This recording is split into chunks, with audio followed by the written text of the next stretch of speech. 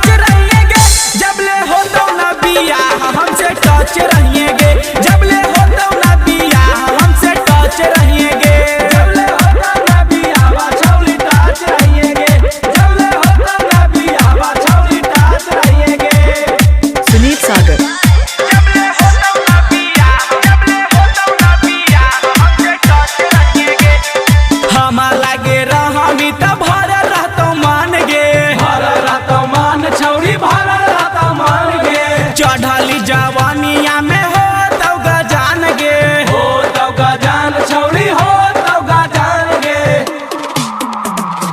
हमा लगे रहमी तब भर रहत मान गे, चढ़ली जवानिया में हो तब गजान गे। छोरा बौना हाथ जबले साथ रहोगे, जबले हो तो नबी हवा हमसे टच रहिए गे, जबले हो तो नबी हवा हमसे टच रहिए गे।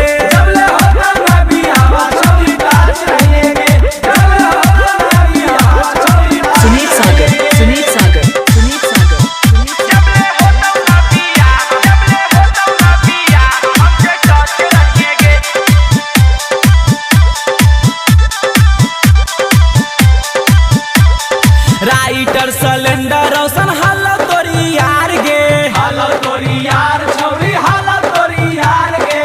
ओकरे से करहानी दिनों रात प्यार गे, दिनों रात प्यार छौरी दिनों रात प्यार गे। राइटर सिलेंडर रोशन हालो तोरी यार गे, ओकरे से करहानी दिनों रात प्यार गे।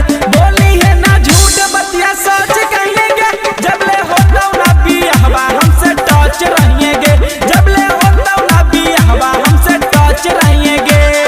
खाटिए मरद ही अब खाटिए मगहिया, डाल दे बछौरी तोरा उहे रे जगहिया। करी है ना हाला